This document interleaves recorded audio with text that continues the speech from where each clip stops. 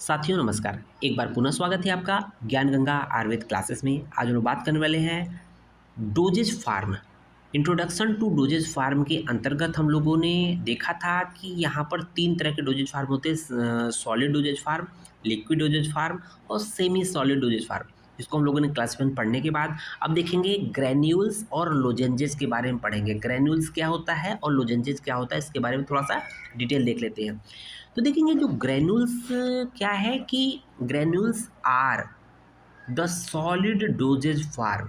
ठीक है, ग्रैन्यूल्स क्या है? सॉलिड डोजेज फार्म है that are intake through oral route either alone or with any vehicle like water milk etc. Means वैसा dosage form जो solid form में होता है, जो कि ओरल रूट के थ्रू लिया जाता है with the help of water और मिल्क की सहायता से, या हो सकता है कि उसको उसकी भी जरूरत नहीं पड़ेगी, है ना, without vehicle. Okay, granules can be made.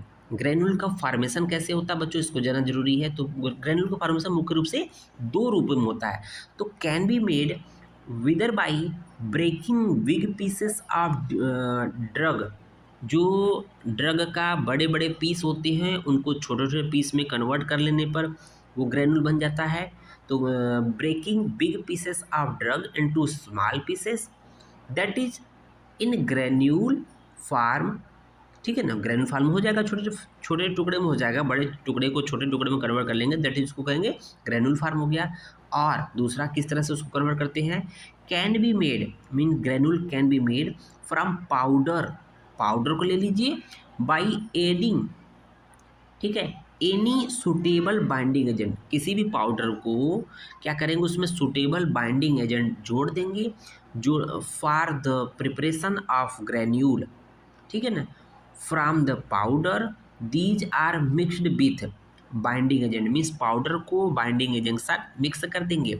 Mix करने के बाद जो है then granules are made by pressing it over suitable size of sieve. जिस साइज का ग्रेनुल चाहिए उसी साइज का आप चलनी ले लीजिए, उसमें रख के मिक्सर को लेके पाउडर प्लस बाइंडिंग एजेंट को लेकर उसको प्रेस कर दीजिए, छोटे छोटे पार्टिकल बन जाएंगे।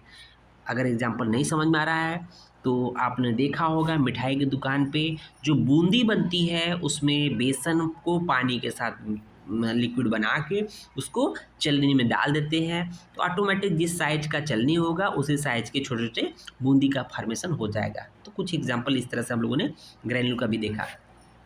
अब देखते हैं लोजेंजेज। लोजेंजेज क्या होता है कि लोजेंजेज हाँ सॉलिड डोजेज फार्म, ये भी सॉलिड डोजेज फार्म का एक एग्जाम्पल है। That are intended to be dissolve slowly in the mouth. Means जब इसको लोजेंजेज हम लोग एग्जाम्पल दिया था क्या कि स्ट्रेप्सिल का दिया था, कि जब स्ट्रेप्सिल को या लोजेंजेज को जब माउथ में इंटेंड करेंगे रखेंगे तो धीरे धीरे धीरे धीरे डिजॉल्व होगा। तो यही कह रहा है that are intended to be dissolve slowly in the mouth. These may consist of one or more active ingredient.